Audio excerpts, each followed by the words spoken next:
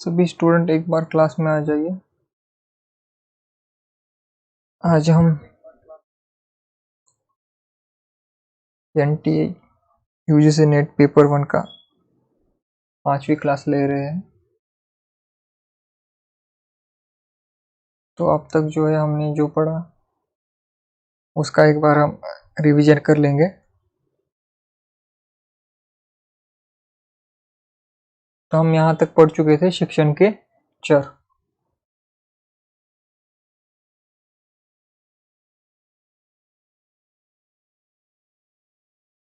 Variables in teaching, शिक्षण के चर। तो शिक्षण के कुल 3 चर होते हैं।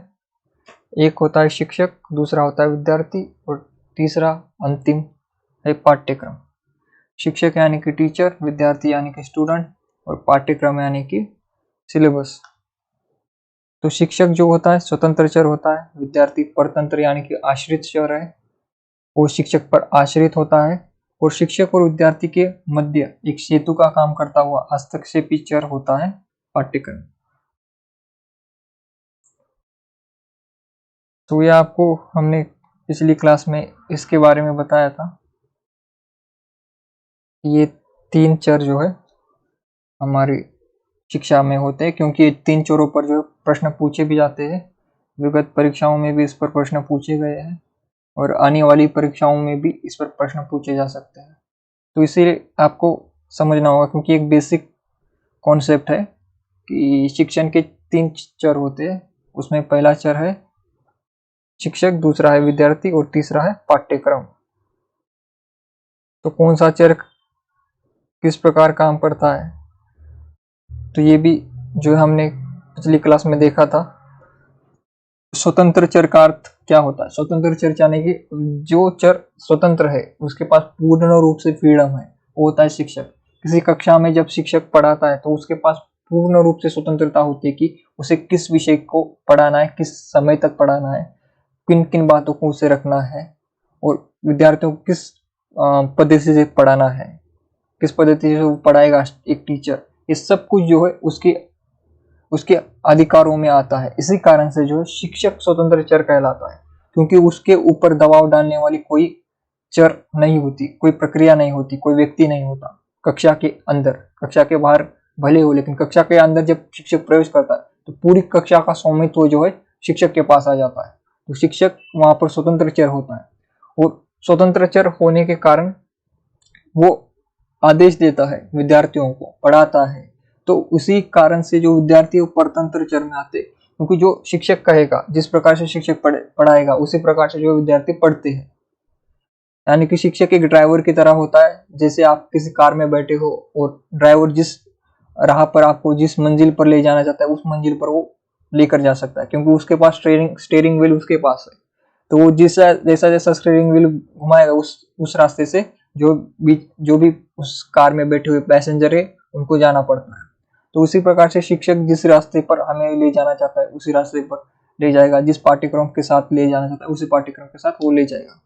इसलिए वो स्वतंत्र होता है, विद्यार्थी परतंत्र होता है, क्योंकि वो शिक्षक के अनुसार, शिक्षक जो पढ़ाएगा इसके अनुसार ही वो जो है सुनता है, समझता है। इसलिए वो परतंत्र है। और दोनों के बीच सेतु का काम क्या करता है? हस्तक्षेप क्या करता है? जब विद्यार्थी और शिक्षक के बीच में पाठ्यक्रम, एक विद्यार्थी और शिक्षक पूर्ण होने के लिए पाठ्यक्रम जरूरी है। इसलिए हमने वो ट्रायंगल का कॉन्सेप्ट भी आपको पीछे बताया था। यहाँ पर एक इसके पिछली वाली स्लाइड में यहाँ पर देखिए, त्रिध्रुवीय प्रक्रिया, उसमें आदिगम्य त्रिध्रुवीय प्रक्रिया क्या है? तो एक पाठ्यक्रम, शिक्षक और विद्यार्थी, ये ट्रायंगल आपको याद होना चाहिए।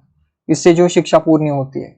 शिक्षा पूरी करने के लिए एक शिक्षक जरूरी है, उसके बाद विद्यार्थी जरूरी है, और तीसरे पाठ्यक्रम। जब ये 3 लोग मिल जाते हैं तो शिक्षा पूरी हो जाती है। एक बार मैं देख लेता हूँ कौन कौन आया आज क्लास में। अनु जी आई है, अर्चना जी आई है और लक्ष्मी जी आई है। बाकी स्टूडेंट जो भी आए हैं कमेंट कर लीजिए, एक बार कमेंट कीजिए सभी लोग। एक बार सभी लोग कमेंट कीजिए जिससे मुझे पता चले कौन कौन क्लास में है, कौन कौन आया आज क्लास में। शायद ग्रुप में अभी नोटिफिकेशन ठीक से गया नहीं है, जिसलिए आज स्टूडेंट भी थोड़े कम आए हैं। एक बार मैं ग्रुप भी चेक कर लेता हूँ।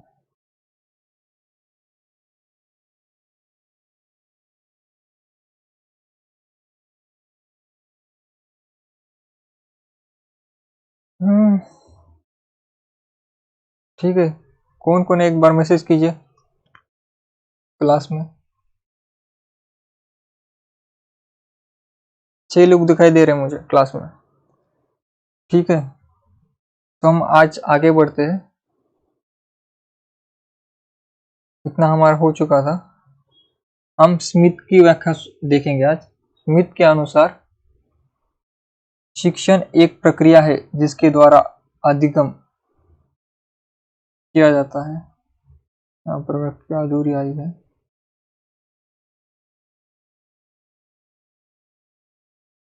और बर्टन ने शिक्षण के अंतर्गत निम्नलिखित बिंदुओं के माध्यम से उनकी उत्पत्ति होती है अधिगम के माध्यम संबंधों को बताया है। शिक्षण प्लस अधिगम यानी कि शिक्षा प्रभावशाली होगी। तो यहाँ पर एक फॉर्मूला दिया है कि शिक्षण यानी कि पढ़ाना, टीचिंग, और अधिगम यानी कि लर्निंग। शिक्षा कौन देता है? शिक्षक। शिक्षक शिक्षा देगा, एजुकेट करेगा, और स्टूडेंट क्या है? अधिगम करेगा यानी कि सीखेगा। तो ये जब दोनों मिल जाते हैं तो क्या होता है? शिक्षा जो है प्रभावशाली होती है। शिक्षण स्वउद्देश्य प्रक्रिया है। अंततः उद्देश्यों को व्यवहारिक रूप में निर्धारित करके शिक्षण की ऐसी क्रियाओं की व्यवस्था की जाती है जो अपेक्षित व्यवहार परिवर्तन में सफल हो सके। तो शिक्षण क्या है? स्वउद्देश्य प्रक्रिया। मैंने स्वउद्देश्य शब्द का अर्थ बताया था कि एक साथ अनेक उद्देश्य जब मिल जाते हैं तो उसे स्वउद्देश्य कहा जाता है। तो शिक्षण एक स्वउद्देश्य प्रक्रिया है। उसमें केवल आपको डिग्री प्रोवाइड करना है, फिर आपको जॉब के लिए रेडी करना, यही उद्देश्य नहीं है। उसके साथ आपका मानवीय मूल्यों में, आपकी नीतियों में, आपके सोच विचारों में, आपके समाज में रहने में, और अलग अलग प्रक्रिया की जो बहुउद्देशीय प्रक्रिया होती है जिसमें आपका सर्वांगीण विकास, हर तरफ से विकास करना शिक्षण का उद्देश्य होता है। और वही व्यवहार परिवर्तन करना ही यहाँ पर वही व्याख्या जो दोबारा यहाँ पर आई हुई है। और शिक्षण सिद्धांतों का प्रतिपादन अधिगम सिद्धांतों की सहायता से किया जाता है। तो शिक्षण सिद्धांतों को अगर प्राप्त करना है तो हमें क्या करना होगा? अधिगम सिद्धांतों को प्राप्त करना होगा। पहले अधिगम यानी कि पहले सीखना होगा। अगर हम सीखना शुरू करेंगे तो शिक्षण पूरा हो जाएगा। शिक्षण के सिद्धांत यानी कि टीचिंग पूरी हो जाएगी लर्निंग से। शिक्षण में मनोवैज्ञानिक तत्वों एवं शक्तियों का प्रयोग। शिक्षण में दृश्य श्राव्य सामग्री का उपयोग उद्देश्यों की प्राप्ति के लिए। और फिर गेज ने शिक्षण को मनोवैज्ञानिक शक्तियों का केंद्र बिंदु कहा है। तो गेज ने क्या कहा है कि गेज ने कहा है कि शिक्षण को मानवीय मनोवैज्ञानिक शक्तियों का केंद्र बिंदु, मनोवैज्ञानिक शक्तियों का केंद्र बिंदु किसे कहा है? गेज ने शिक्षण को। और गेज के अनुसार शिक्षण का संबंध निम्न शक्तियों से है। व्यवहार में परिवर्तन लाने वाली शक्ति। तो शिक्षण से क्या होता है? मैंने आपको बहुत बार व्याख्या बताई कि जिससे मानव के व्यवहार में परिवर्तन आता है। एक एजुकेटेड व्यक्ति और एक जो अनएजुकेटेड है, पढ़ा लिखा नहीं है, उसके दोनों के भीतर आपको एक व्यवहार में परिवर्तन दिखाई देगा। एक जो पढ़ा लिखा व्यक्ति है वो किस प्रकार से बैठता है, किस प्रकार से उठता है, किस प्रकार से बात करता है, अगर उसके सामने कोई समस्या आती है तो किस प्रकार से उसे हैंडल करता है। इन सभी बातों में आप देखेंगे कि उसका व्यवहार अलग होता है। जैसे देवरानी और जेठानी की आपने कहानी, वो जो उपन्यास आपने पढ़ा है, हिंदी का पहला उपन्यास, उसमें भी यही व्यवहार परिवर्तन दिखाया गया है। उस उपन्यास का भी उद्देश्य यही था, व्यवहार में परिवर्तन। एक पढ़ी लिखी औरत क्या करती है और अनपढ़ औरत क्या करती है। अनपढ़ औरत जब अपना बेटा बीमार हो जाता है तो वो तांत्रिक ओझा बाबा के पास चली जाती है और अपनी बेटी की तबीयत और खराब कर देती है। लेकिन एक पढ़ी लिखी औरत क्या करती है? उसे दवा दारू करवाती है, उसे डॉक्टर के पास ले जाती है, जिससे उसका अच्छा इलाज होता है। तो यही परिवर्तन जो व्यवहार में किसके द्वारा आता है? तो एजुकेशन के द्वारा आता है। एक पढ़ी लिखी औरत कभी भी जो है अगर बीमार हो जाए तो वो सीधे हॉस्पिटल चली जाएगी। लेकिन जो अनपढ़ अगर लड़की होगी या फिर कोई लड़का होगा, कोई व्यक्ति होगा, तो क्या करेगा? ठीक हो जाऊंगी मैं या फिर ठीक हो जाऊंगा मैं, ये समझकर घर में ही बैठा रहेगा और वो अपनी बीमारी को बढ़ाता ही रहेगा। तो हम देखते हैं देहातों में बहुत से जो अनपढ़ लोग होते हैं वो सालों सालों तक बीमारियां जो है कैरी करते हुए चलते हैं। उनके अंदर बीमारियां हैं फिर भी वो उसका इलाज नहीं करवाते, क्योंकि उनके पास शिक्षा की कमी है। उनको लगता है कि डॉक्टर उनको ठीक नहीं कर सकता, इसके पीछे ईश्वर का कोई हाथ है, या फिर मैंने गलत काम किए थे इसलिए मेरे साथ ये हो रहा। ऐसे विचार के साथ वो जिंदगी जीते रहते हैं, दुखों को साथ में लेकर चलते हैं, अपने जो बीमारियां वो साथ में लेकर चलते हैं, और वही बीमारियां जो ट्रांसफॉर्म फॉर कर देते हैं अपने बेटों में। उनको जब बच्चे हो जाते हैं तो वो बीमारी उनमें भी चली जाती है डीएनए से। तो ये फर्क है एक शिक्षित और अशिक्षित का। तो व्यवहार में परिवर्तन लाने वाली शक्ति किसमें है? शिक्षण में। शक्तियों के रूप में अधिगम परिस्थितियां और ज्ञानात्मक शक्ति। तो यही ज्ञानात्मक शक्ति, ये सभी का अर्थ वही होता है कि जिससे हमारा जीवन सफल बन जाता है। तो ये एक शक्तियां हैं। एक जीवन सफल करना भी एक शक्ति है, क्योंकि एक पढ़ा लिखा व्यक्ति अपने जीवन में अलग अलग समस्याओं का समाधान ढूंढ सकता है। उसके सामने शारीरिक समस्या है, मानसिक समस्या है, या फिर आर्थिक समस्या है, कौन सी भी समस्या है, तो एक पढ़ा लिखा व्यक्ति उसे अच्छे तरीके से हैंडल कर सकता है। तो यही शक्तियों का गेज ने जो है संबंध बताया है। तो शिक्षण के कार्य, शिक्षण के क्या कार्य है हम पढ़ेंगे। शिक्षण प्रक्रिया में स्वतंत्र और परतंत्र चरों की महत्वपूर्ण भूमिका होती है। तो हमने पढ़ा था स्वतंत्र चर और परतंत्र चर किसे कहते हैं। सभी लोग एक बार कमेंट कीजिए, स्वतंत्र चर और परतंत्र चर कौन से हैं? एक बार सभी लोग कमेंट कीजिए। उपाध्याय जी, लक्ष्मी जी,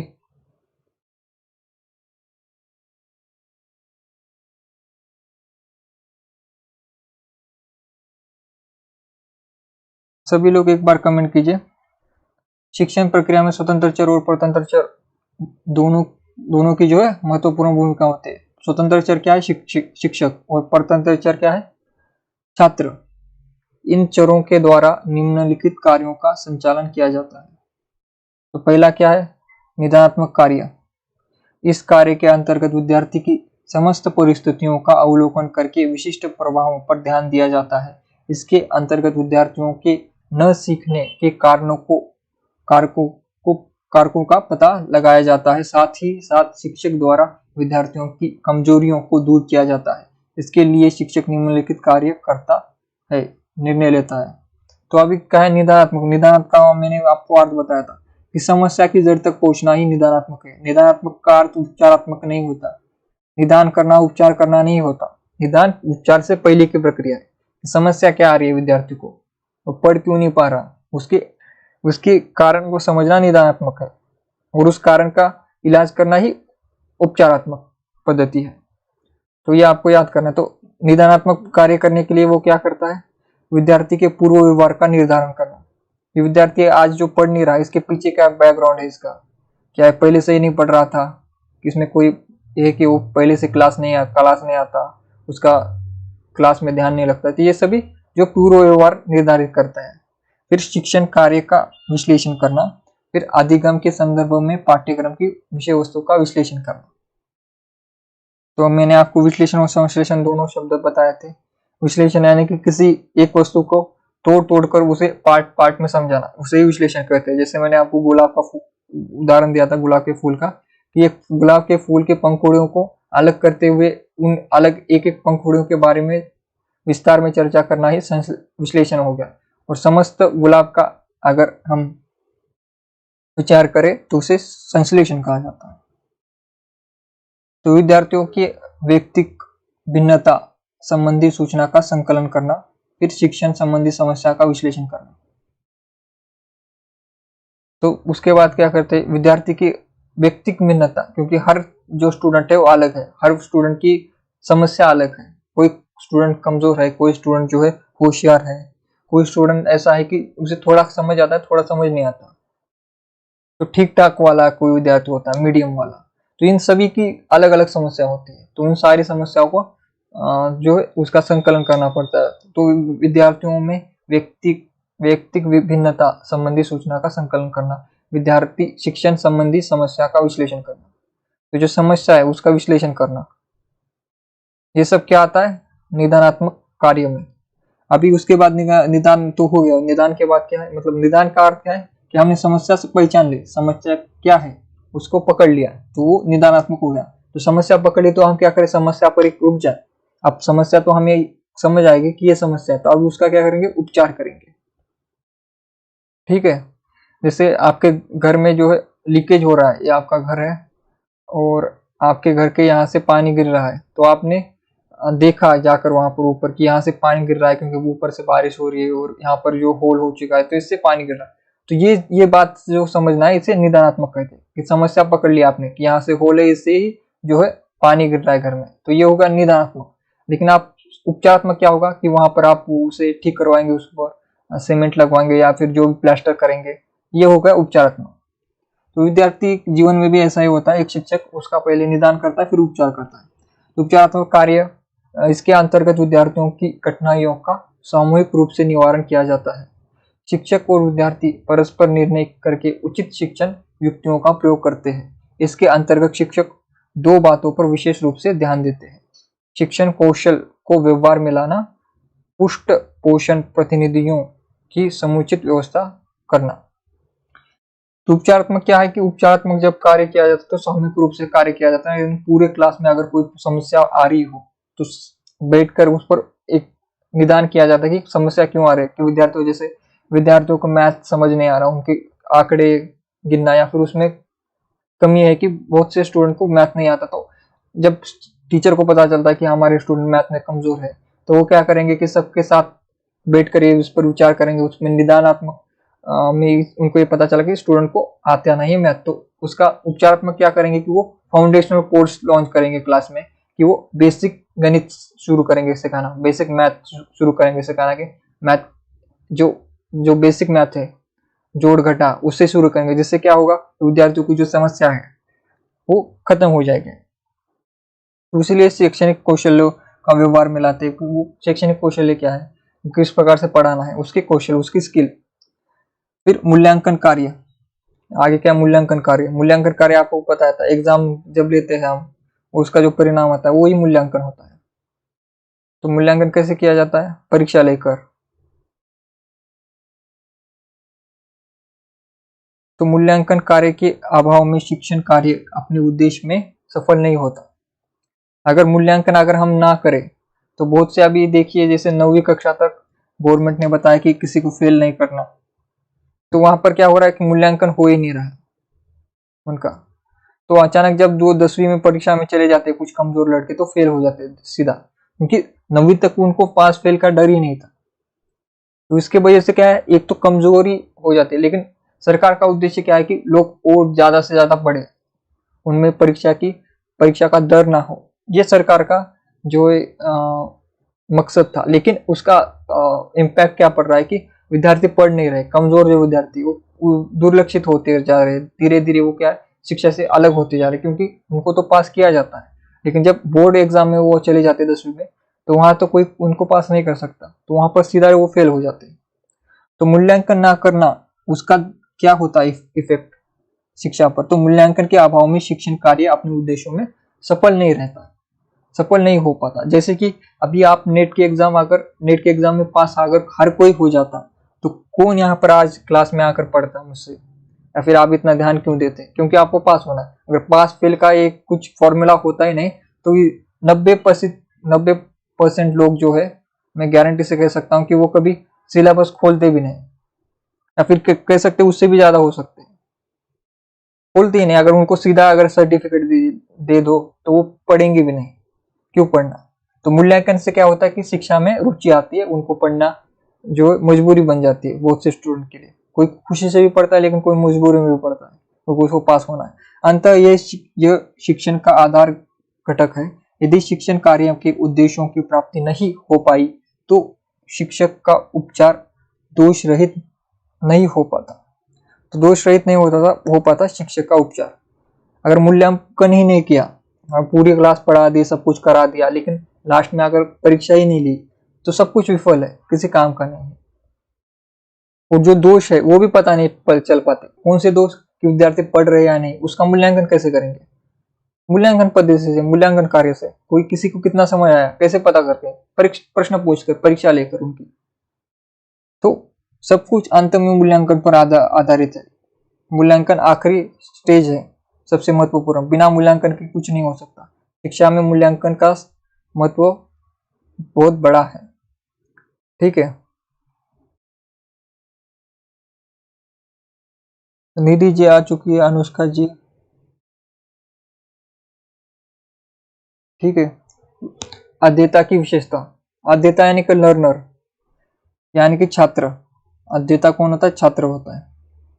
तो परीक्षा में देखिए हिंदी में ऐसे जब फर्स्ट पेपर जो हिंदी में आता है अनुवाद होके, एक तो आप वहां पर परीक्षा में आप पढ़ेंगे, जो परीक्षा में जब आप लॉग इन करते हैं पीसी पर, तो वहां पर कुछ सूचनाएं आती है ना, ऐसा आपका कंप्यूटर है समझ लीजिए, उस पर कुछ सूचनाएं आती है। उसमें से एक सूचना ये होती है कि फर्स्ट पेपर में कि अगर इसमें कुछ गलत टाइप हुआ होगा परीक्षा में प्रश्न पत्र में, तो अंग्रेजी में जो भी लिखा गया है उसे सही माना जाएगा। ये आप पढ़ते हो नहीं, एक इम्पोर्टेंट है कि अंग्रेजी में जो हमारा जो फर्स्ट पेपर होता है उसका मीडियम इंग्लिश ही होता है, फाइनल मीडियम। अगर हिंदी में कुछ त्रुटियां है तो उसको माना नहीं जाएगा, वहां पर एनटीए लिख कर भी देता है वो बात। तो इसीलिए जो है आपको जब भी परीक्षा में पेपर फर्स्ट आपको जब भी सॉल्व करना है, तब आपको अंग्रेजी का भी एक बार देखना पड़ेगा। पिछले साल भी जो परीक्षा में पेपर आए थे उसमें भी एक दो जगह पर जो है ऑप्शन में कुछ गलतियां थी हिंदी अनुवाद में, तो आपको ये ध्यान देना होगा। और ऐसे हिंदी अनुवाद में क्या है, अंग्रेजी में शब्द कम है लेकिन हिंदी में शब्द भंडार बहुत ज्यादा है। तो छात्र के लिए यहाँ पर 5, 6, 7 कैसे ही शब्द, जैसे आद्यता भी छात्र होता है, लर्नर होता है, फिर पढ़ने वाला को सीखने वाला, कुछ भी शब्द डाल सकते हो। तो इन सभी शब्दों का आपको अर्थ पता होना चाहिए। हिंदी में थोड़ी क्लिष्ट हिंदी भी प्रयोग की जाती है, कभी कभी सीधी बात को टेढ़ा घुमाकर बताया जाता है।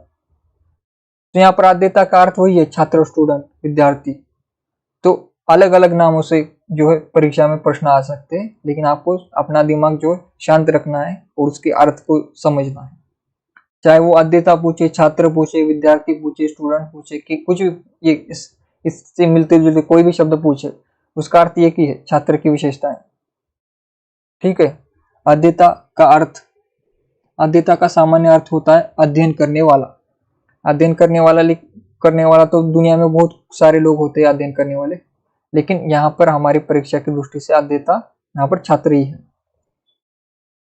आद्यता को अधिगम करता, अभी और एक नया शब्द आपको यहाँ पर मिल गया, आद्यता को अधिगम करता शब्द आएगा, या फिर शिक्षार्थी शब्द, जानबूझकर शिक्षार्थी शब्द प्रयोग करते क्योंकि ये शब्द शिक्षक से मिलता जुलता है।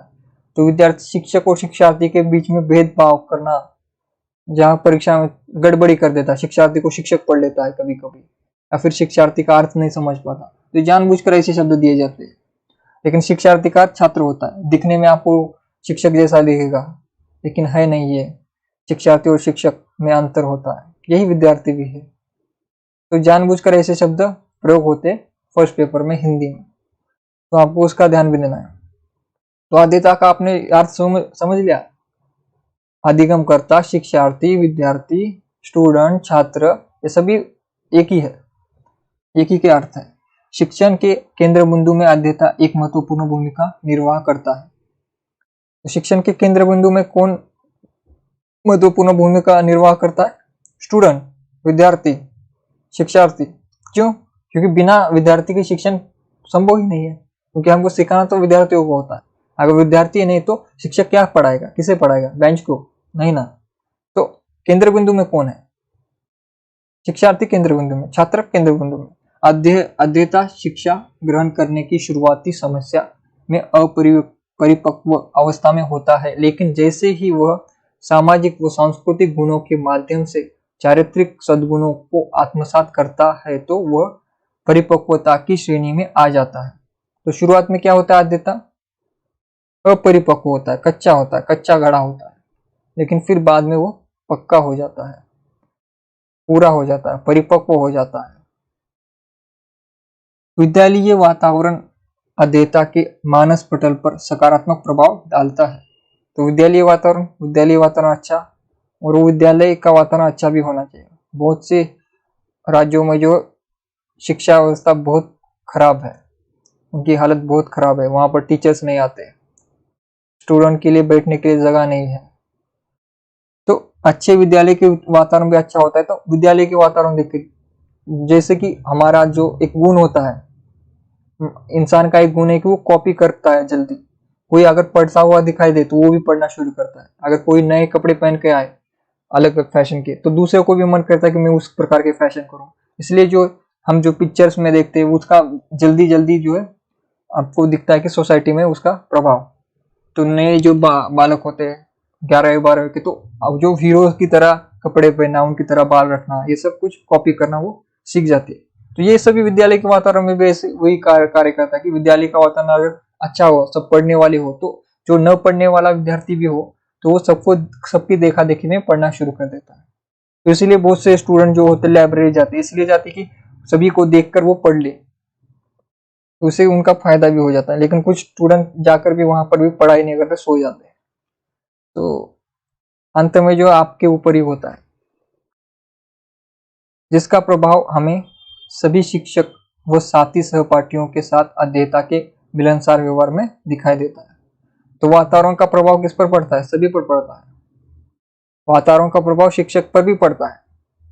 अगर विद्यार्थी कक्षा में अगर सक्रिय ना हो, अगर विद्यार्थी कक्षा में अगर रेगुलर नहीं आते हो, तो उसका प्रभाव एक तरफ से शिक्षक पर भी पड़ता है, लेकिन शिक्षक उसका प्रभाव ग्रहण नहीं करता। भले ही कक्षा में अगर विद्यार्थी कम भी हो तो वो अपने ऊपर वो प्रभाव ग्रहण होने नहीं देता, अपने आप को पॉजिटिव रखता हमेशा। और चाहे कक्षा में एक विद्यार्थी हो या फिर कक्षा में 100 विद्यार्थी हो, फिर भी एक शिक्षक की एक जिम्मेदारी होती है कि उसे उसी उत्साह से पढ़ाना है जिस उत्साह से वो 100 लोगों को पढ़ा सकता है। अगर विद्यार्थी एक भी हो तो ये शिक्षक की भूमिका अलग है। लेकिन एक विद्यार्थी के मन में क्या होता है कि आज कक्षा में मैं अकेला हूँ, तो मैं क्यों बैठूं यहाँ पर, तो मैं घर चला जाता हूँ। एक मानसिक स्तर होता है उस समय कि जब कक्षा में कम स्टूडेंट होते तो बाकी स्टूडेंट भी भाग जाते हैं घर में। तो आपने भी बहुत कुछ किया होगा बचपन में, आपको भी याद आती होगी कि जब कक्षा में 2 3 स्टूडेंट हो जाते तो सब भाग जाते हैं घर में। तो ये वातावरण होता है विद्यालय वातावरण, उसका प्रभाव ऐसे पड़ता है। विद्यालय शिक्षा के माध्यम से ही अध्येता में अनुशासन की प्रवृत्ति का विकास होता है। ये बात तो सही है, आपके अंदर जो अनुशासन है, अनुशासन आज जो आपके अंदर अनुशासन है, उसका बहुत बड़ा हिस्सा जो है आपकी विद्यालय ने दिया है। आपके स्कूल ने आपको अनुशासित बनाया है, आपके शिक्षकों ने आपको मार मार कर अनुशासित किया है। और खास करके जो एनसीसी के विद्यार्थी होते हैं, एनसीसी या फिर एनएसएस, इनमें जो भी विद्यार्थी जाते हैं उनमें अनुशासन थोड़ा अच्छा होता है। एनसीसी में तो और भी अच्छा होता है क्योंकि वो छात्र सेना में जाते हैं, उनमें तो अनुशासन बहुत अच्छा होता है। अगर आप में से कोई एनसीसी या एनएसएस में हो तो अच्छी बात है, जाना भी चाहिए इसमें। मैं भी था, मैं एनएसएस में था। एनएसएस में आपको सामाजिक कार्य करने और लोगों से कैसी बातें करनी चाहिए, बहुत कुछ सीख सकते हो आप एनएसएस से भी। एनएसएस अच्छा है, एनसीसी भी अच्छा है। तो अनुशासित करना ये जो होता है वो आपके विद्यालय में होता है। ये जो अनुशासन की प्रवृत्ति है कहाँ पर विकसित होती है? विद्यालय में विकसित होती है, जो उसे जीवन पर्यंत बेहतर नागरिक बनाने के लिए प्रेरित करता है। तो जो कक्षा में विद्यार्थी अनुशासित रहता है वो जीवन पर्यंत अनुशासित रहता है, तो उसका जीवन भी अच्छा रहता है। अनुशासित लोगों का जीवन भी अच्छा ही रहता है, बिगड़े हुए लोगों का जीवन भी बिगड़ जाता है बाद में। लेकिन जो 18 17 साल की उम्र में होते हैं ना, तो उस समय हमें वो अच्छा लगता है, जैसे क्लास बंक करना, फिर गाड़ी लेकर घूमना, फिर शर्ट के बटन खोलकर घूमना, स्टाइल मारना, ये सब कुछ बहुत अच्छा लगता है। अनुशासन छोड़ना, मैं रूल तोड़ता हूँ, ऐसे वाले स्टेटस जो आप देखते हो व्हाट्सएप पर, मैं यहाँ का गुंडा राजा, कुछ ऐसे सब कुछ जो अनुशासनहीन और जो विलन टाइप के लोगों को अपनी प्रेरणा मानते, तो उनका जीवन बाद में जो है बदतर बन जाता है। लेकिन जो जीवन में बचपन से ही अनुशासित रहते हैं उनका जीवन धीरे धीरे अच्छा बन जाता है। तो अनुशासन से जीवन बेहतर बनता है। ये कुछ 4 दिनों की चांदनी होती है वो, जो आपको दिखाई देते हैं अनुशासन तोड़ना, लेकिन उसका जो परिणाम आपके जीवन में बाद में दिखाई देता है, बुरा परिणाम। तो अनुशासित रहना एक अच्छी बात होती है। और अनुशासन कौन देता है? विद्यालय देता है, विद्यालय के शिक्षक देते हैं, वहाँ का वातावरण देता है। उसी के साथ साथ हमारी सरकार ने एनएसएस एनसीसी जैसे संस्थानों को शुरुआत किया विद्यार्थियों के भले के लिए, उनमें अनुशासन लाने के लिए, उनके बीच में समाज सेवी पैदा करने के लिए। तो इनके साथ भी जुड़ना बहुत जरूरी भी होता है। अध्येता की विशेषता, अध्येतानी जो विद्यार्थी होते तो उनकी विशेषता क्या है? एक अध्येता के सद्गुणों व विशिष्ट तथ्यों का उल्लेख निम्नलिखित अवयव बिंदुओं में के अंतर्गत किया जा सकता है। तो मूल प्रवृत्ति, संवेग एवं स्थायी भाव, अभिवृद्धि एवं विकास, और अनुवंशिक, वंशानुक्रम एवं वातावरण, खेल एवं खेल प्रणाली। तो ये एक तो होती है मूल प्रवृत्ति, जिसे हम बदल नहीं सकते। किसी एक व्यक्ति की, हर एक व्यक्ति की एक मूल प्रवृत्ति होती है, और उस मूल प्रवृत्ति को जो है कोई बदल नहीं सकता। अब वो मूल प्रवृत्ति क्या है? जैसे किसी की मूल प्रवृत्ति है कि उसको कला में रुचि है, चित्रकला में, या फिर किसी को संगीत में रुचि है, किसी को विज्ञान में रुचि, तो वो उसकी मूल प्रवृत्ति, वो जीवन पर्यंत उसके साथ ही लगा रहेगा। आप कुछ भी कर लो, कितना भी घुमा लो उसको, तो एक मूल प्रवृत्ति होती है किसी की, तो वो मूल प्रवृत्ति। और संवेग और स्थायी भाव क्या होता है? संवेग यानी कि जो थोड़े समय के लिए हमारे अंदर भाव आते हैं, जैसे 4 दिन की चांदनी वाले जो भाव आते हैं वो संवेग में आते हैं। और स्थायी एक भाव होता है। संवेग क्या होता है कि जैसे हमने कुछ नई फिल्म देख ली, एकदम बॉर्डर जैसी फिल्म देख ली कोई आर्मी की, इसकी, और उसके बाद मन में आया कि चलो मैं एनसीसी ज्वाइन कर लेता हूँ, देश की सेवा करता हूँ, तो ये क्या है? संवेग है। लेकिन आपकी मूल रुचि क्या है? साहित्य। लेकिन आपने एक पिक्चर देख ली कोई आर्मी की, और आपके मन में आ गया कि नहीं, मैं मुझे आर्मी में जाना है, नहीं मुझे नेवी में जाना है, ऐसा। तो ये संवेग होता है थोड़े टाइम के लिए। लेकिन स्थायी भाव क्या है आपका सभी का? हिंदी साहित्य। इसलिए आप एमए तक यहाँ तक पढ़ते आए, क्योंकि आपका स्थायी भाव हिंदी है। हिंदी और हिंदी साहित्य से आपका भावनात्मक और आपकी मूल प्रवृत्ति जुड़ी हुई है। लेकिन संवेग क्या है कि आप टीवी में देख लेते हो कि आजकल बिजनेस ये सब कुछ, स्टॉक मार्केट ये सब कुछ चल रहा है, तो आपको लगता है कि मैं भी स्टॉक मार्केट में चला जाऊं, मैं भी बिजनेस कर लूं, मैं भी चाय की टपरी डाल दूं। ये जो है संवेग है, थोड़े टाइम के लिए। ठीक है।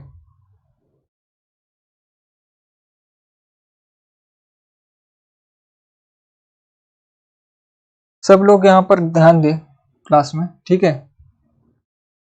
और फिर वंशानुक्रम और वातावरण। वंशानुक्रम क्या है कि आपके फैमिली का बैकग्राउंड कैसा है, उसका भी प्रभाव पड़ता है। अब इसका पॉजिटिव और नेगेटिव दोनों प्रकार से प्रभाव पड़ता है। अगर किसी की वंश में उनके दादा और उनके दादा के दादा, उनके पिताजी, ये सभी शिक्षित है, किसी एक फील्ड से जुड़े हुए हैं, जैसे आज लता मंगेशकर जी का निधन हुआ था 1 साल पहले, आज ही उनकी, तो उनके घर में भी जो है आप देखिए, उनके पिताजी के भी एक ऐसा वंश था कि उनमें संगीत की तरफ जो झुकाव था। इसलिए लता मंगेशकर इतनी बड़ी जो है गायिका बन पाई, क्योंकि उनके घर में वो संस्कार था, वंशानुक्रम था, वातावरण था। तो जैसा वातावरण हमारे घर में होता है, अगर किसी के घर में टीचर्स फैमिली होती है, तो उनके घर में भी एक वातावरण होता है, शिक्षा का वातावरण होता है, एजुकेशन का वातावरण होता है। किसी के घर में बिजनेस का वातावरण होता है, तो उनके फैमिली में भी आप देखेंगे कि बिजनेस से चलता है। तो हमारे भारत में भी बहुत से ऐसी जातियां हैं जो कि बिजनेस में लगी हुई है, तो उनकी पीढ़ियां ही पीढ़ियां बिजनेस में होती है। तो वंशानुक्रम और वातावरण का ही प्रभाव होता है कि वो बचपन से ही बिजनेस में होशियार हो जाते हैं।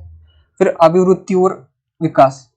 लेकिन ये सब तो है, लेकिन इससे अगर आपका बैकग्राउंड खराब भी हो, तो आप क्या कर सकते हैं? तो आप यहाँ पर आ सकते हैं, अभिवृत्ति और विकास। अगर आपका बैकग्राउंड एजुकेशन में नहीं है, आपके पिता का, दादा का, फिर भी आप एजुकेशन में आ सकते हो, आप खुद से, क्योंकि खुद का विकास भी हो सकता है। तो इसमें इसी को अभिवृत्ति में विकास कहते हैं, कि बच्चा स्कूल में जाकर फिर अपने आप से सीखता है धीरे धीरे।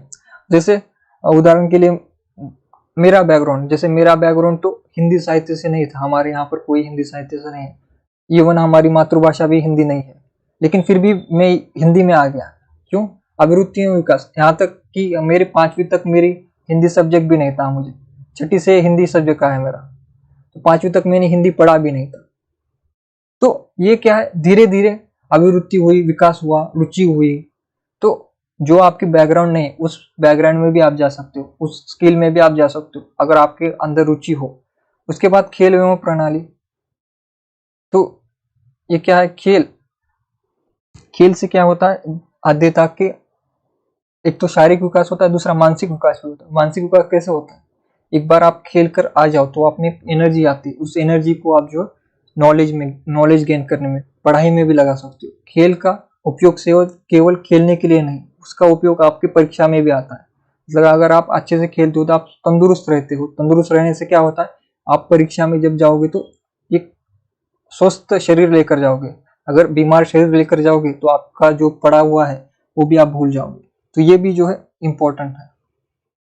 तो उसमें अभी मूल प्रवृत्ति जो इसको अभी डिटेल में यहाँ पर पढ़ेंगे। जो पहला पॉइंट था, मूल प्रवृत्तियां।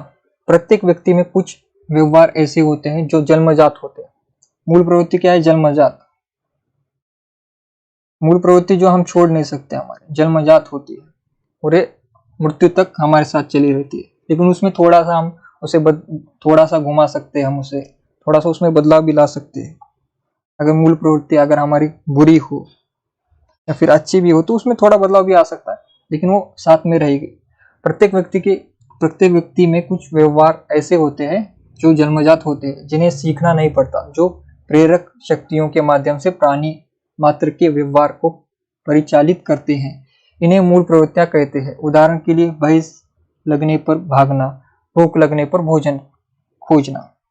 ये अभी बेसिक मूल प्रवृत्तियां हैं। ये मूल प्रवृत्तियां बेसिक, जैसे भय और भूख, ये हमारे अंदर सभी के अंदर होती है और साथ ही साथ जानवरों में भी होती है दुनिया की। तो ये बेसिक मूल प्रवृत्तियां हैं। जैसे चोट लगने पर रोना, खुशी होने पर हंसना, ये मूल प्रवृत्तियां हैं। किसी को दुख में देखकर करुण भाव आना, ये सब मूल प्रवृत्तियों में है, जिसे हम बदल भी नहीं सकते। इस प्रकार ईंट के मकान निर्माण करने में सहयोग होता ही है, ठीक उसी प्रकार मूल प्रवृत्तियां मानव व्यवहार के स्वरूप को निर्माण करने में सहायक होती है। तो ये कैसे सहायक होगी? जैसे उदाहरण के लिए समझे, करुण रस। अगर किसी के अंदर करुण रस है, काफी सेंसिटिव व्यक्ति है, कि अगर कोई दुखी होता है तो उसे देखकर उसमें दुख उत्पन्न हो जाता है, कोई रोता है तो वो रोना शुरू कर देता है।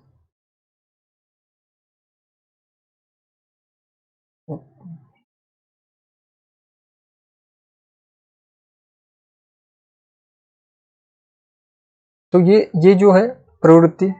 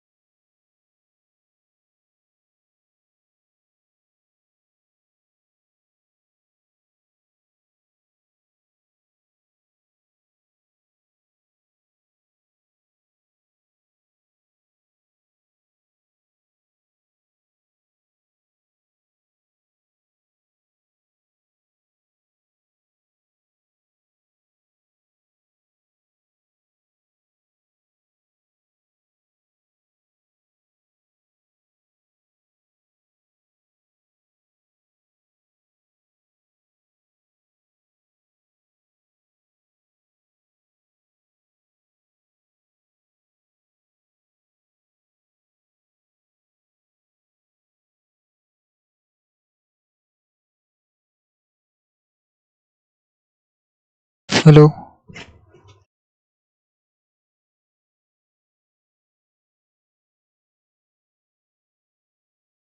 तो मैं कह रहा था, मूल प्रवृत्तियां कैसे हमारे जीवन को जो है व्यवहार में बदलती है, हमारा निर्माण कैसे करती है, सहायक। जैसे किसी के अंदर करुण भाव हो, तो अगर कोई सेंसिटिव व्यक्ति हो तो उसमें अगर करुण भाव हो तो उसका जो है धीरे धीरे निर्माण किसकी तरफ झुकाव होगा? साहित्य की तरफ, संगीत की तरफ। अगर किसी में करुण रस है तो वो साहित्यिक बनेगा, या फिर राजनेता बनेगा, या फिर समाज सेवी बनेगा। तो हमारी जो मूल प्रवृत्तियां हैं, तो उसका जो है संबंध किससे होता है? हमारे चरित्र निर्माण से होता है। तो जिस प्रकार की हमारी मूल प्रवृत्तियां हैं, उस मूल प्रवृत्ति के ही साथ साथ जो है हम जुड़ते हैं, उसी क्षेत्र में जो है हम धीरे धीरे काम करते हैं। तो अगर कोई सेंसिटिव होगा तो वो साहित्य की तरफ जरूर बढ़ेगा, कविता की तरफ, गद्य की तरफ, या फिर समाज सेवा की तरफ, क्योंकि उसकी मूल प्रवृत्ति संवेदना है।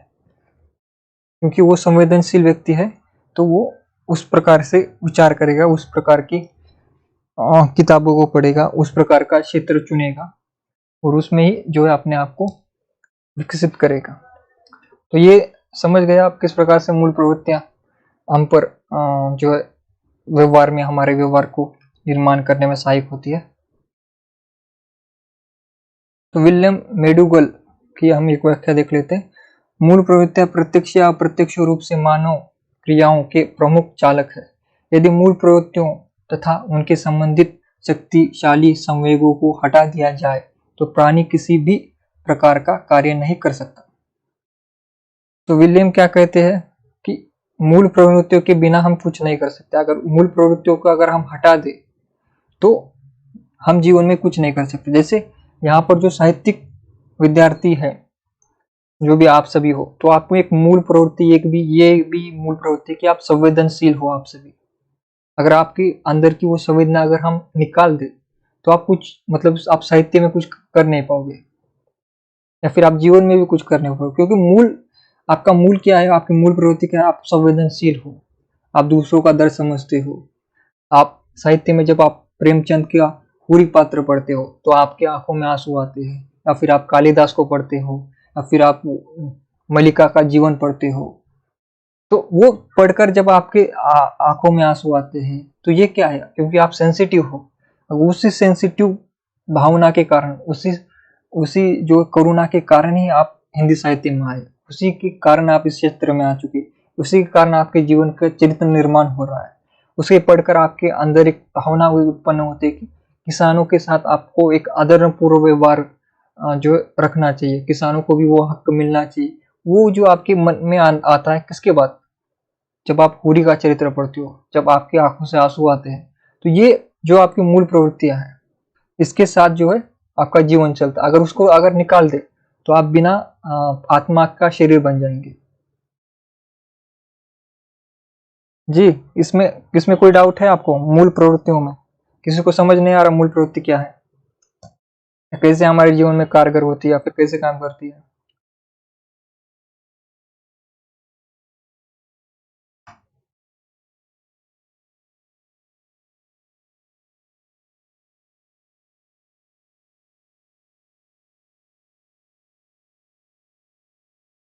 किसी को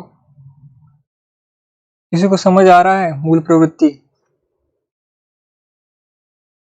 किसी को इसमें डाउट है? कमेंट कीजिए, सभी लोग जितने भी है एक बार कमेंट कीजिए।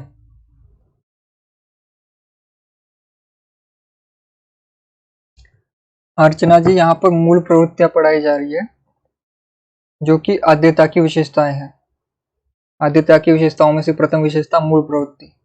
मूल प्रवृत्ति उसे कहा जाता है जो हमारे जन्मजात हमारे साथ जुड़ी हुई होती है, जिसे हम बदल नहीं सकते। जैसे भय लगने पर भागना, भूख लगने पर भोजन करना, जैसे किसी को जैसे चोट लगने पर रोना, या फिर कोई रोता हुआ दिखे तो हम भी रोने लगते हैं। तो ये जो मूल प्रवृत्तियां हैं हमारे जीवन में, हमारे मन में, उसे हम बदल नहीं सकते और उसी के सहारे जो हमारा जीवन और हमारा चरित्र, हमारा भविष्य निर्माण होता है। किस पर? मूल प्रवृत्ति पर। और विलियम एक बार कह देते कि अगर वो उस मूल प्रवृत्ति को अगर हम हटा दे तो हम जैसे बिना आत्मा का शरीर बन जाएंगे, किसी भी प्रकार के कार्य हम नहीं कर सकते। तो यही हम जो है पढ़ रहे हैं। क्लियर नहीं दिख रहा? एक मिनट, आप स्क्रीन को थोड़ा जूम कर लीजिए, फुल स्क्रीन में देखिए एक बार। मैं यहाँ से इसको भी पीपीटी को फुल कर देता हूँ।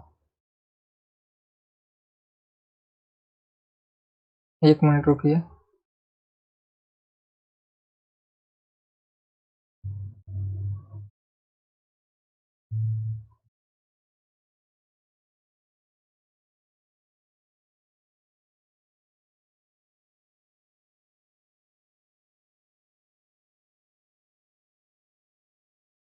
अभी अभी दिख रहा है? निधि जी, एक बार क्या कीजिए, आप क्लास को काट कर फिर से ज्वाइन करके देखिए और सेटिंग में देखिए आपने ये जो क्वालिटी कितना रखा है। एचडी पर रखिए आप 720 पर क्वालिटी एक बार, और फुल स्क्रीन पर ऑन कीजिए, चैट को ऑफ कर दीजिए और फुल स्क्रीन पर देखिए। सभी को अभी किसी को दिक्कत आ रही है स्क्रीन में? सभी को ठीक से दिख रहा है पीपीटी? सभी को दिख रहा है? एक बार कमेंट कीजिए जो भी स्टूडेंट है।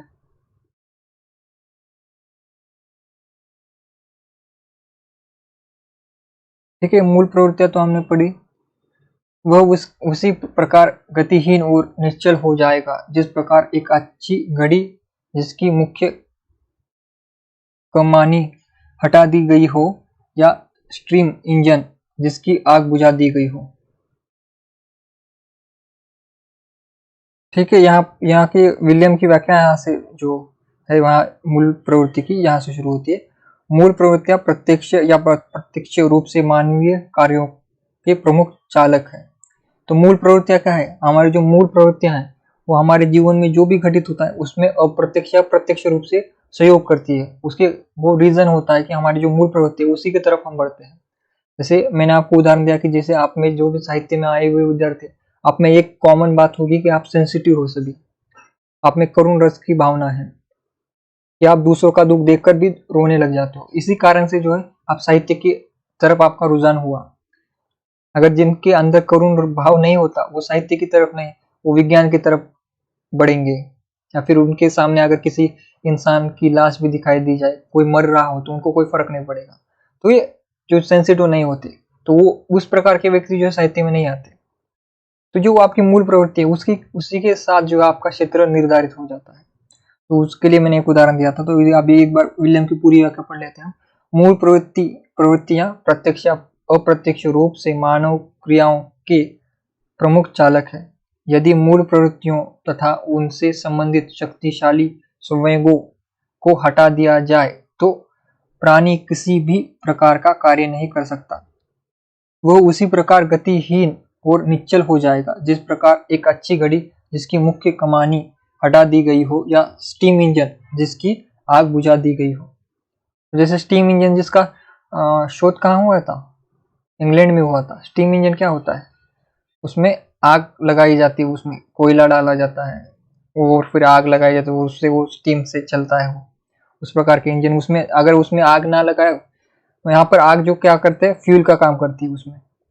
यानी कि इसका उदाहरण आप ऐसे लीजिए कि बिना पेट्रोल की मोटरसाइकिल, उसी प्रकार का बिना मूल प्रवृत्ति की इंसान हो जाएगा, बिना आत्मा का शरीर।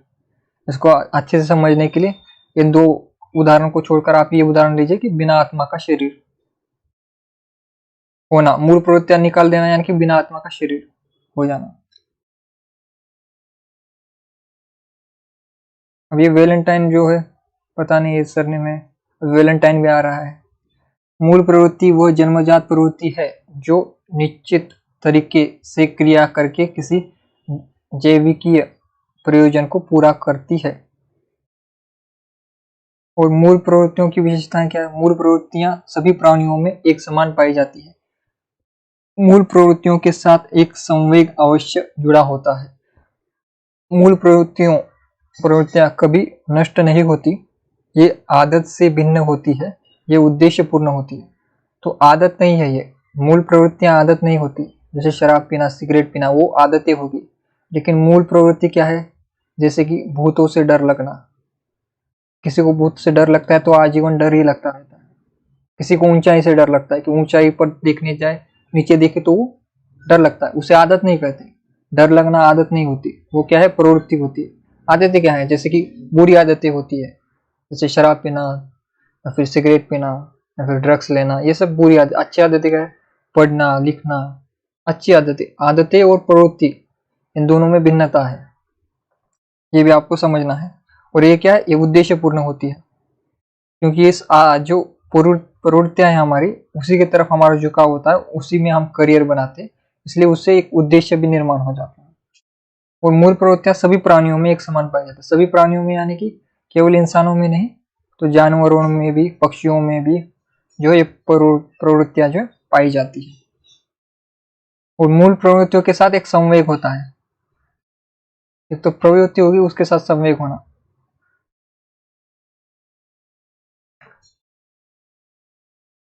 तो मूल प्रवृत्ति क्या है? डरना। और उसके साथ संवेग क्या आ जाता है? जैसे डर कर भाग जाना। तो इस संवेग में उसमें जो रिएक्शन होता है उस प्रवृत्ति के साथ, वो संवेग में आता है। इसके अनुभव से व्यक्ति या प्राणी लाभ उठाते हैं, ये जन्मजात होती है। इसको वातावरण, बौद्धिक कौशल और शिक्षा द्वारा विकसित और संवर्धित किया जा सकता है। मूल प्रवृत्तियों का शैक्षिक महत्व क्या है? रॉस ने क्या कहा है कि मूल प्रवृत्तियां व्यवहार के अध्ययन के लिए आवश्यक है। मूल प्रवृत्ति से क्या होता है, हम किसी व्यक्ति के व्यवहार को, उसका व्यवहार का अध्ययन कर सकते हैं। अंतः शिक्षा के सिद्धांत और व्यवहार में उसका अत्यधिक महत्व है। शिक्षा का मुख्य उद्देश्य विद्यार्थी अध्येता के आचार विचार व व्यवहार में सकारात्मक परिवर्तन लाना होता है। तो शिक्षा का मुख्य उद्देश्य क्या है? फिर से आया है, शिक्षा का मुख्य उद्देश्य क्या है? विद्यार्थी अध्येता के आचरण विचार व व्यवहार में सकारात्मक परिवर्तन लाना। यह हमारा प्रथम उद्देश्य होता है, परिवर्तन लाना, सकारात्मक परिवर्तन लाना। किसमें? आचार और विचार में। आचार ये आम का आचार नहीं है खाने वाला, आचार यानी कि आपका आचरण, किस प्रकार से आप समाज में किसी के साथ बात करते हो, किसी परिवार में कैसे रहते हो, समाज में कैसे रहते हो, भाइयों के साथ कैसे रहते हो, दोस्तों के साथ कैसे रहते हो, तो ये आचरण में आता है। और विचार, वो बुद्धि के अंदर आपके जो उमड़ने वाले अनेकों विचार होते हैं, वो विचार है। आचार और विचार का परिवर्तन, व्यवहार में कैसा परिवर्तन लाना है? सकारात्मक परिवर्तन लाना है, ये भी ध्यान रखना है आपको। तो शिक्षा का अगर उद्देश्य पूछा जाए तो क्या कहेंगे आप? मुख्य उद्देश्य क्या है कि आचरण और विचार में परिवर्तन लाना, सकारात्मक परिवर्तन लाना, किसी व्यक्ति के चरित्र का निर्माण करना, यही शिक्षा का मूल उद्देश्य है। मूल उद्देश्य ये नहीं है कि आपको डिग्री दी जाए, मूल उद्देश्य ये नहीं कि आप परीक्षा पास करो, मूल उद्देश्य ये है कि आपका चरित्र निर्माण हो, आपका आचरण और विचार बदले, सकारात्मक हो जाए। ये मूल उद्देश्य है शिक्षा का। इन परिवर्तनों के मूल स्रोत में मूल प्रवृत्तियां विद्यमान रहती है। इनके निम्नलिखित शैक्षिक महत्व है। तो मूल प्रवृत्ति के शैक्षिक महत्व क्या है? आदत निर्माण में सहायता करना। तो आपकी मूल प्रवृत्तियां जो है उससे जो है आदत निर्माण की जा सकती है, उसके सहायता। रुचि और रुझान जानने में सहायता, जैसे मैंने उदाहरण के लिए आपको बताया था, जिसमें करुण रस होगा तो उसकी रुचि साहित्य की तरफ बढ़ जाएगी धीरे धीरे। तो ये क्या है? आपकी मूल प्रवृत्ति का प्रयोग कैसे किया हमने? आपको साहित्य की तरफ आकर्षित कर दिया। ज्ञान अर्जन में सहायता, फिर अगर जिस प्रकार की आपकी प्रवृत्ति होगी उस प्रकार की प्रवृत्ति की जो है आप किताबें पढ़ेंगे, उस प्रकार में आप ज्यादा डीप में जाएंगे तो ज्ञान अर्जन में भी सहायता होती है। अनुसंधान स्थापित करने में सहायता करना, प्रेरणा देने में सहायता करना, चरित्र विकास में सहायता करना और मन को समझाने की क्षमता प्रदान करना, ये सभी किस में आते हैं? मूल प्रवृत्तियों में, मूल प्रवृत्तियों के महत्व में। और मूल प्रवृत्तियों की उपयोगिता क्या है? शिक्षक की दृष्टि से मूल प्रवृत्तियों की निम्नलिखित उपयोगिता है। एक तो जिज्ञासा, विद्यार्थी के अंदर जिज्ञासा निर्माण करना, फिर रचनात्मकता निर्माण करना, फिर आत्मस्थापना निर्माण करना, फिर सामूहिकता, फिर संग्रह और पलायन। संवेग एवं स्थायी भाव। संवेग यानी कि हमारे इमोशंस। प्रत्येक व्यक्ति अपने दैनिक जीवन में सुख दुख, भय, क्रोध, प्रेम, ईर्ष्या, घृणा आदि का अनुभव करता है।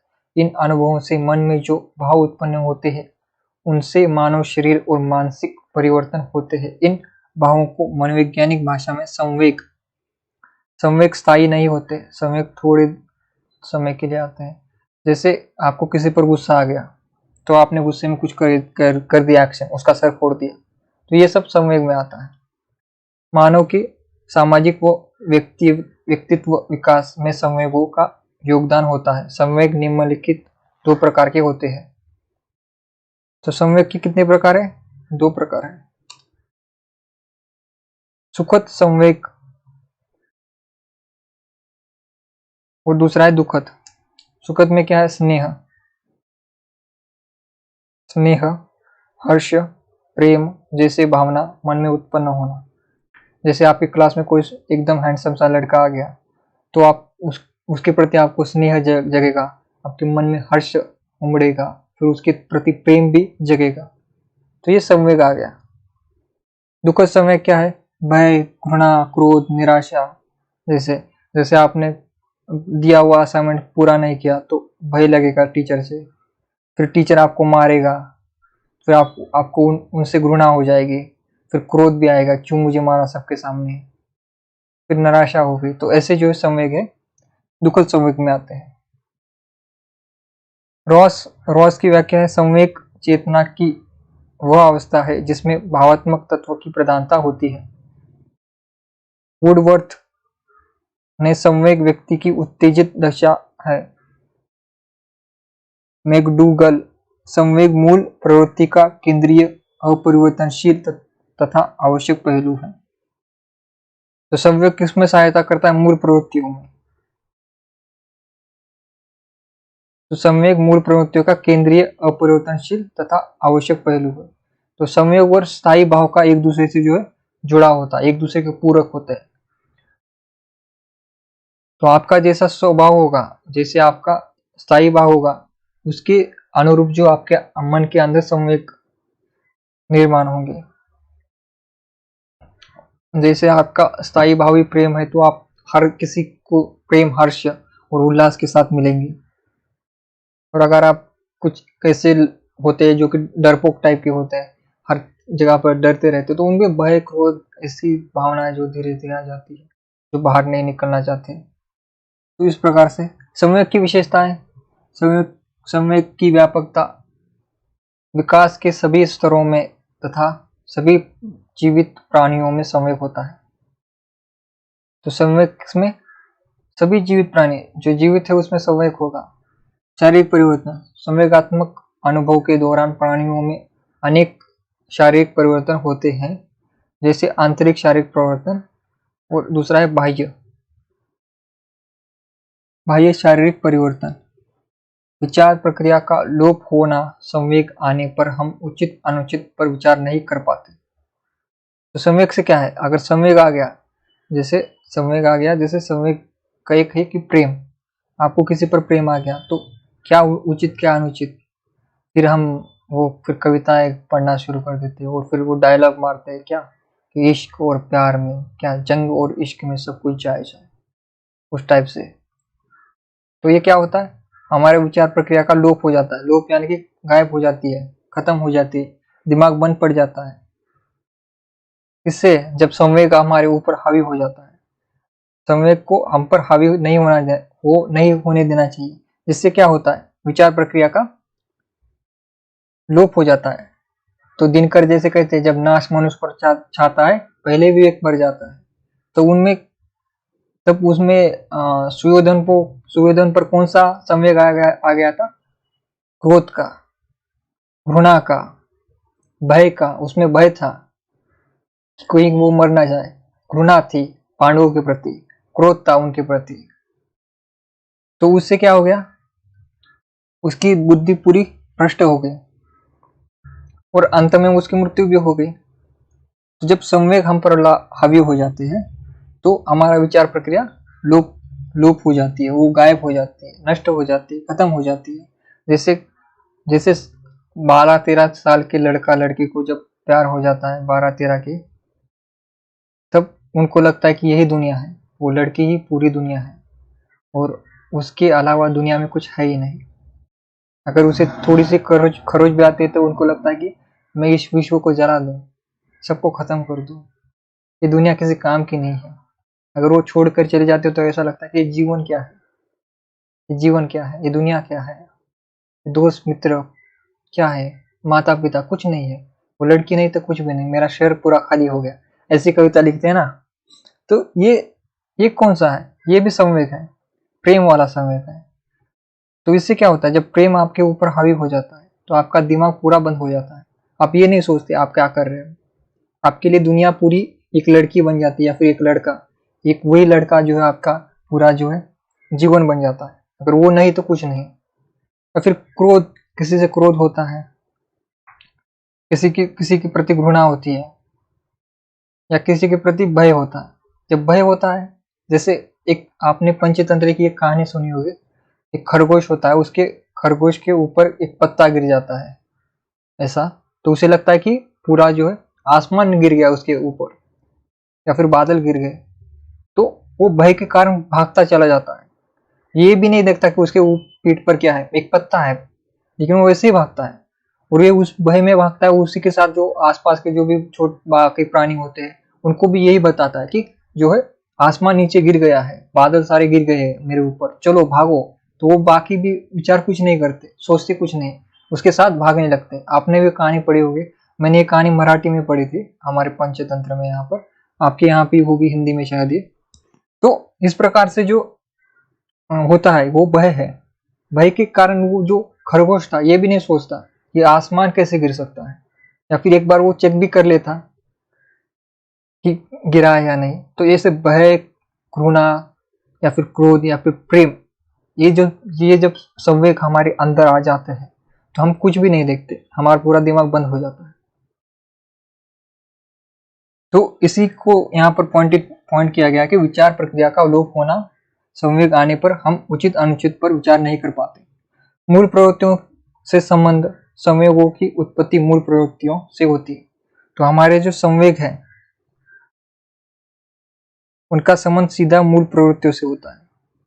जैसे किसी का मूल प्रवृत्ति यही है कि वो झगड़ालू है, जिसे देखो उससे झगड़ा करता है, तो ये क्या है, उसकी मूल प्रवृत्ति है कि उसकी मूल प्रवृत्ति है कि उसको झगड़ा करना ही है, उसमें उससे झगड़ा करने में मजा आता है।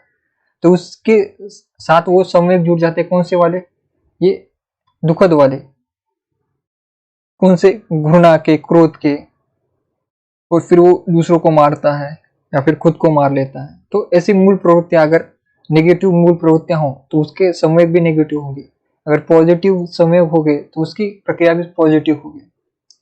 जैसे प्रेम, जैसे सुखद संवेग है, तो उसमें क्या है, जैसे बहुत से संत महात्मा हुए जिनके जीवन का ही एक रहस्य, मूल सूत्र था प्रेम, तो वो सभी से प्रेम करते थे, वो चाहे जानवर हो, इंसान हो, किसी जाति का हो, किसी धर्म का हो, तो उनका मूल प्रवृत्ति ही था प्रेम। तो उसके साथ में उनका संवेग भी उसी प्रकार से रहा कि वो हमेशा स्नेह करना, हर्ष करना, प्रेम करना। जैसे हम साहित्य में महादेव वर्मा को देखेंगे, तो महादेव वर्मा का भी चरित्र इसी प्रकार का था कि वो हमेशा दूसरों को खुश करना, दूसरों को स्नेह देना। तो इसी के कारण उनके घर में हर होली पर, दिवाली पर जो सारे लेखक आ जाते थे। तो यही, अगर सुखद संवेग होगा तो उसका इम्पैक्ट भी वैसा ही होगा। और वो सुखद संवेग क्यों है, क्योंकि उनकी मूल प्रवृत्ति वैसी है। मूल प्रवृत्ति का सीधा संबंध संवेग से होता है। जिस प्रकार की प्रवृत्ति उस प्रकार के संवेग भी उत्पन्न होते हैं। संवेग में क्रियात्मक प्रवृत्ति की उपस्थिति, क्रोध में मुठभेड़, बंध जाना, संवेगों का स्थानांतरण, क्रोधित व्यक्ति को समझाने पर खुद उसके क्रोध का शिकार हो जाना। और फिर सुख या दुख के भाव, संवेग किसी स्थूल वस्तु या परिस्थिति के प्रति अभिव्यक्त किए जाते हैं जिसमें सुख दुख के भाव निहित होते हैं। संवेगों की अस्थिरता, संवेग शीघ्रता से उत्पन्न होते हैं और धीरे धीरे समाप्त हो जाते हैं। ये बात मैंने कहा था, संवेग स्थायी नहीं होते, कुछ मिनट के लिए होते हैं। जैसे आपको किसी से प्रेम हो गया, तो प्रेम कितने दिन चलेगा, जब तक वो आपकी गर्लफ्रेंड है या फिर बॉयफ्रेंड है। एक बार वो छोड़ के चला जाता है तो सब कुछ मिट जाता है, फिर से आपकी बुद्धि जागृत हो जाती है, फिर से आप पढ़ाई में लग जाते हो। तो क्या है, संवेग क्या है, कम समय का। जैसे किसी पर आपको गुस्सा आ गया और उसको आपने 2-3 चांटे मार दिए, और फिर उसके बाद आपको रियलाइज होता है कि ये मैंने कितनी गलत बात कर दी, कितना गलत कर दिया उस आदमी के साथ। तो फिर बाद में आप जाकर उससे माफी मांगते हो। तो ये क्या था, जो गुस्सा करना और चाटे मारना, ये संयोग का ही, ये संवेगों का ही जो परिणाम था कि आपके अंदर संवेग आ गए, घृणा के, क्रोध के, और आपने उसको चाटे मार दी। लेकिन धीरे धीरे आपने चाटा जैसे ही मार दिया तो आपका वो संवेग भी जो है गायब हो गया, और फिर वापस आप अपने मूल अवस्था में आ गए, और फिर आपको आपकी बुद्धि भी वापस आ गई। फिर आपने सोचा कि मैंने ये क्या कर दिया। तो ये होता है, संवेग शीघ्रता से उत्पन्न होते हैं और धीरे धीरे समाप्त होते हैं। क्रोध में माँ बच्चे को पीटती है, जैसे कि ये उदाहरण सबसे सुंदर उदाहरण है। क्रोध में माँ बच्चे को पीटती है, परंतु कुछ समय पश्चात वह करुणा व वात्सल्य से विभोर हो जाती है। क्यों विभोर हो जाती है, क्योंकि करुणा और वात्सल्य माँ की मूल प्रवृत्ति है, और मूल प्रवृत्ति क्या है जिसे हम बदल नहीं सकते। एक स्त्री के अंदर माता का भाव, माँ का भाव होता ही है, जन्मजात ही होता है। एक स्त्री कभी भी अपने पुत्र को अपने से अलग नहीं करती, कभी भी वो उसका बुरा चाह ही नहीं सकती। तो ये क्या है, उनकी मूल प्रवृत्ति में ही है। और ये सिर्फ इंसानों में ही नहीं, जानवरों में भी जो फीमेल्स होती है, मादाएं होती है, उनमें भी यही प्रवृत्ति है, करुणा और वात्सल्य।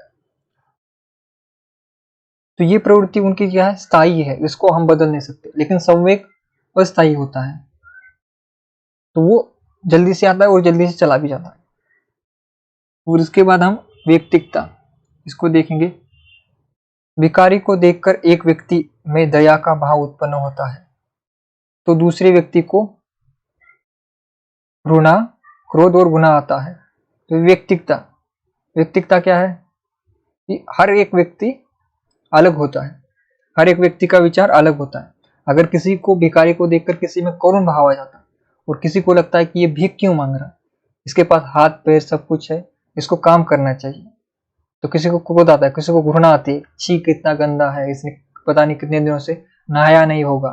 तो किसी के अंदर क्या आएगा, किसी के अंदर घृणा आएगी, किसी के अंदर क्या आएगा, किसी के अंदर आएगा करुण भाव, दया का भाव, कि बेचारा भूखा होगा, उसके कपड़े क्या फटे हुए हैं। तो किसी के अंदर दया का भाव आता है, किसी के अंदर क्रोध का भाव आता है, किसी के अंदर घृणा का भाव होता है। लेकिन है तो एक व्यक्ति भिखारी, भिखारी तो एक ही है, लेकिन हर व्यक्ति के अनुसार उसके भाव बदलते जाते हैं, उसका विचार, क्योंकि हर व्यक्ति का विचार अलग होता है। तो उसी को व्यक्तिकता कहते हैं। तो संवेग का शिक्षण में महत्व।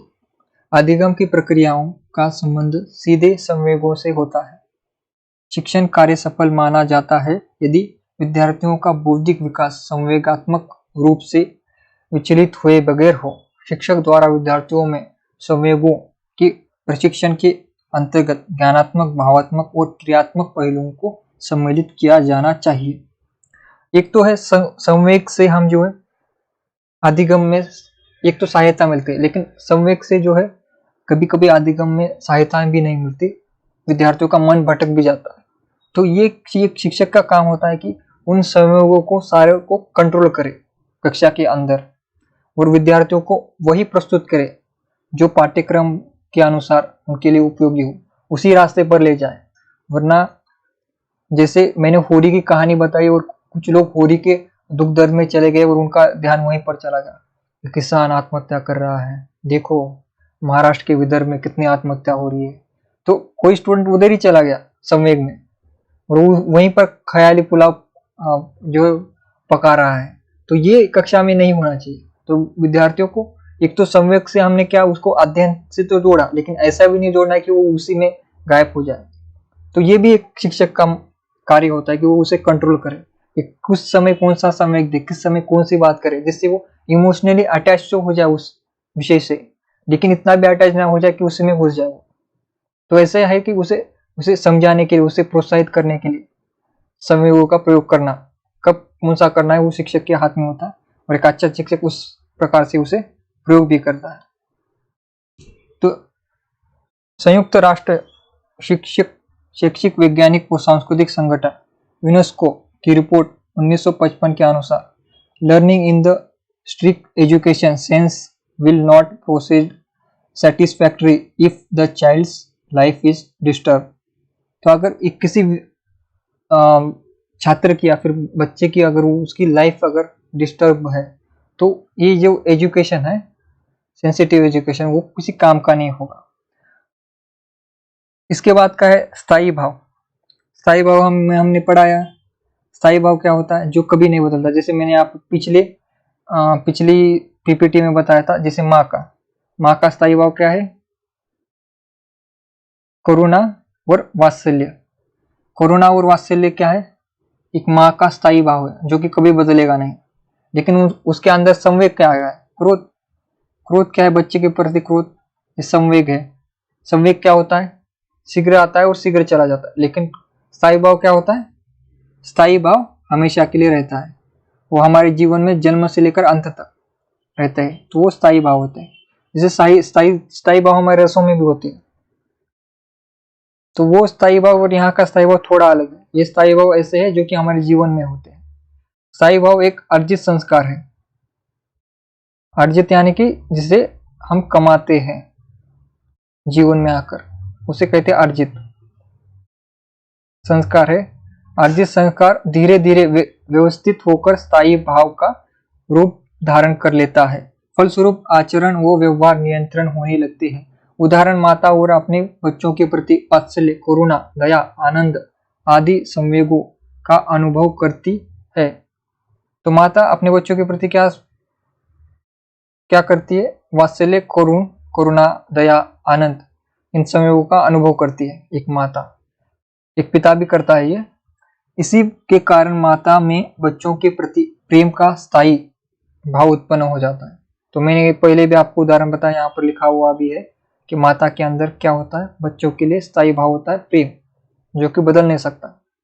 तो स्थायी भाव ऐसे होते हैं जो कि कभी बदले नहीं जा सकते, किसी के दबाव में या फिर व्यवहार में या फिर शिक्षा से, किसी भी प्रकार से वो बदल नहीं सकते हम।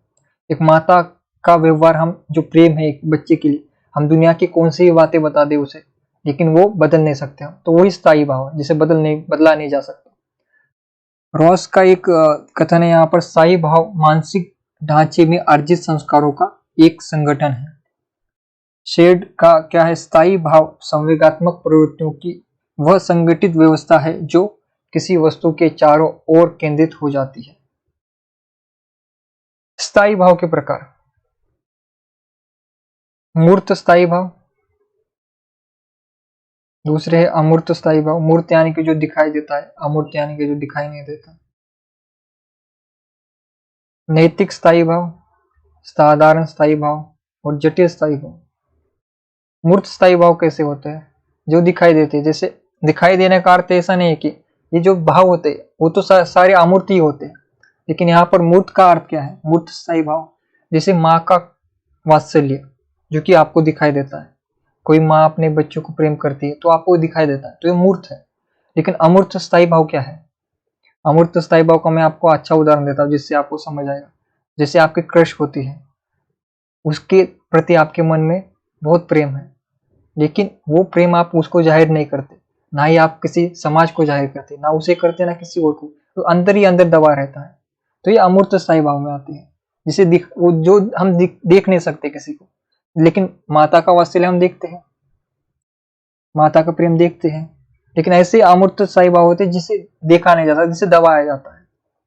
जैसे फ्राइड ने जो अमूर्त भाव बताए थे अपने अंदर, जो फ्राइड का मनोविश्लेषणवाद पढ़ेंगे तो उसमें भी अमूर्त स्थायी भाव कुछ होते हैं बच्चों के अंदर बाल अवस्था से, तो वो अमूर्त स्थायी भाव होगी। फिर नैतिक स्थायी भाव क्या है? नैतिक स्थायी भाव, नैतिक यानी कि जो समाज के लिए उचित हो वही नैतिक है। जैसे नैतिक स्थायी भाव क्या होते हैं? जैसे देश प्रेम, देश के प्रति प्रेम, माता के प्रति प्रेम, शिक्षक के प्रति आदर्श, ये सारे जो है नैतिक स्थायी भाव होते हैं। साधारण स्थायी भाव क्या है? जो साधारण होता है, नॉर्मल में आएगी हंसी बोली। किसी का स्थायी भाव होता है कि वो हंसता ही रहता है, खुश रहता है, सबको हंसाता रहता है, वो स्थायी भाव। और फिर आते हैं जटिल स्थायी भाव। जटिल स्थायी भाव क्या होते हैं? जिन्हें पता करना बहुत मुश्किल होता है। जो विद्वान लोग होते हैं उनकी भावनाओं को, उनके मन को कभी समझ नहीं सकते। जैसे चाणक्य हो गया, चाणक्य कहता है कि मैं वर्तमान के लिए क्रूर हूं लेकिन भविष्य के लिए नहीं। तो ये जटिल स्थायी भाव है उनका, कि उनको समझ पाना मुश्किल है चाणक्य को, कि वो कहना क्या चाहते हैं, क्यों वो वर्तमान में इतने कठोर है, वर्तमान के लिए कठोर हो लेकिन भविष्य के लिए नहीं। ऐसी जो बातें करते हैं वो जटिल स्थायी भाव में आते हैं, कि उनका स्थायी भाव क्या है। जो विद्वान लोग होते हैं उनका स्थायी भाव क्या है, उनके मन के अंदर क्या चल रहा है, किसी को नहीं पता होता। तो ये जटिल स्थायी भाव होते हैं। स्थायी भाव की विशेषताएं, तो स्थायी भाव की विशेषता क्या होती है? स्थायी भाव संयोगों के रूप को निश्चित करता है। तो जो जिस प्रकार का स्थायी भाव होगा उस प्रकार के आपके अंदर संवेग उमड़ेंगे, उछलेंगे, और आपका दिमाग धीरे धीरे बंद हो जाएगा, क्योंकि संवेग जैसे ही आते दिमाग बंद हो जाता है। स्थायी भाव में संवेग निहित होते हैं। तो स्थायी भाव और संवेग जो है एक दूसरे के भाई भाई है, एक के साथ एक प्रिय है। आपके स्थायी भाव होंगे तो उसमें संवेग भी आएंगे। आपका स्थायी भाव वात्सल्य है तो आप किसी बच्चे को देखकर प्रेम करोगे ही, तो ये प्रेम करना किसी बच्चे को, ये क्या होगा, संवेग हो गया। लेकिन स्थायी भाव का है, वात्सल्य है। किसी लड़की के, सारे लड़कियों के अंदर एक वात्सल्य होता है। अगर वो कोई छोटा बच्चा देख लेती है उसमें ममत्व जाग जाता है, भले वो माता ना बनी हो फिर भी उसमें एक ममत्व जाग जाता है। तो ये स्थायी भाव से संवेग की तरफ जो जोड़ा जाता है वो निहित होता है, दोनों के साथ आता है, एक के साथ एक फ्री। स्थायी भाव व्यवहार को नियंत्रित एवं प्रेरित करते हैं। तो स्थायी भाव क्या है, अपने हमारे जीवन के व्यवहारों को नियंत्रित भी करते हैं और प्रेरित भी करते हैं।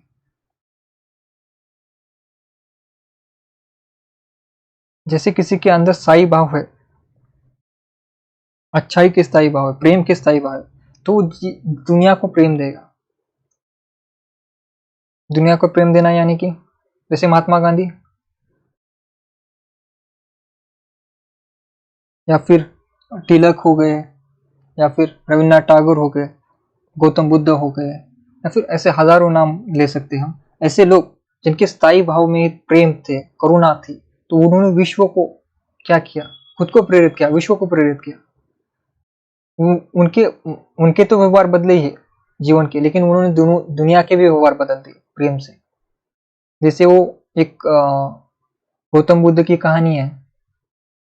एक गुंडा कुछ होता है जो उंगलियां काट कर अपने गले में डालता है, तो उससे जब गौतम बुद्ध की मुलाकात होती है तो वो एक पत्ती को तोड़ कर लाने के लिए बताते हैं और फिर उसे जोड़ने के लिए बताते हैं। तो उसके बाद उसके अंदर जो है परिवर्तन हो जाता है और एक अच्छा इंसान बन जाता है। तो यही स्थायी भाव किसमें था, गौतम बुद्ध में स्थायी भाव था। लेकिन उन्होंने अपने उस स्थायी भाव को अपने व्यवहार में डाला, उससे उन्होंने प्रेरणा ली और वो प्रेरणा उन्होंने विश्व को दे दी। तो ये स्थायी भाव की विशेषता है। स्थायी भाव व्यक्तित्व के आधारभूत तत्व है। एक व्यक्ति का व्यक्तित्व निर्धारित करने का कारण क्या है, स्थायी भाव। जिस प्रकार के स्थायी भाव होंगे उस प्रकार से उस व्यक्ति का जीवन होगा, उस प्रकार का व्यक्ति होगा और उस प्रकार का उसका व्यक्तिमत्व भी होगा। यह संवेगों के कारण अर्जित संस्कार है, यह जन्मजात नहीं होता। मूल प्रवृत्तियों के साथ स्थायी भाव का पारस्परिक व अनुगामी संबंध होता है। इसका निर्माण और विकास अनुभवों के फलस्वरूप होता है। स्थायी भाव चरित्र और व्यक्तित्व के विकास को निर्धारित करने में सहायक होता है। तो ये सब बातें तो हमने पहले भी पढ़ी हुई। स्थायी भाव का शिक्षा में महत्व, तो स्थायी भाव का शिक्षा में महत्व क्या है। आज शायद क्लास काफी बड़ी हो गई है, तो आज जो है हम यहाँ पर खत्म करेंगे स्थायी भाव का शिक्षा में महत्व। ठीक है, एक बार सभी लोग कौन आज की क्लास कैसी लगी है, कोई डाउट हो तो आप कमेंट कीजिएगा। स्थायी भाव और संवेग यानी कि इमोशन होते हैं, अंग्रेजी में इमोशन कहते हैं, जो हमारे पल भर में आते हैं और पल भर में निकल भी जाते हैं। संवेग जब आता है तब विवेक नहीं रहता हमारे पास, बुद्धि बंद हो जाती है। संवेग क्या होता है, जैसे घृणा, क्रोध, प्रेम, ये संवेग एक बार आते हैं। लेकिन स्थायी भाव ऐसे होते हैं जो स्थिर रहते हैं, हमेशा रहते हैं जीवन में, और उसको अर्जित किया जाता है धीरे धीरे। एक व्यक्ति धीरे धीरे अर्जित करता है स्थायी भाव, और उसी स्थायी भाव से कनेक्टेड क्या होता है, जोड़कर क्या होता है, संवेग। हर स्थायी भाव के साथ एक संवेग होता है। तो ये सब आप जो है आज हमने पढ़ा है। इसमें कोई डाउट होगा तो आप अगली क्लास में बताइएगा, या फिर इस क्लास के कमेंट में बताइएगा। आज की क्लास हम यहीं पर समाप्त करेंगे। ठीक है, सभी को एक साथ प्रणाम। एक बार मैं देख लेता हूँ कौन कौन है। आज देवव्रत जी है, अर्चना जी है, निशा जी है, दुग्गू जी है, शिव जी है, और जो भी आज पूजा जी, सपना जी, निधि जी, सीमा जी, जो भी आज स्टूडेंट थे। ठीक है।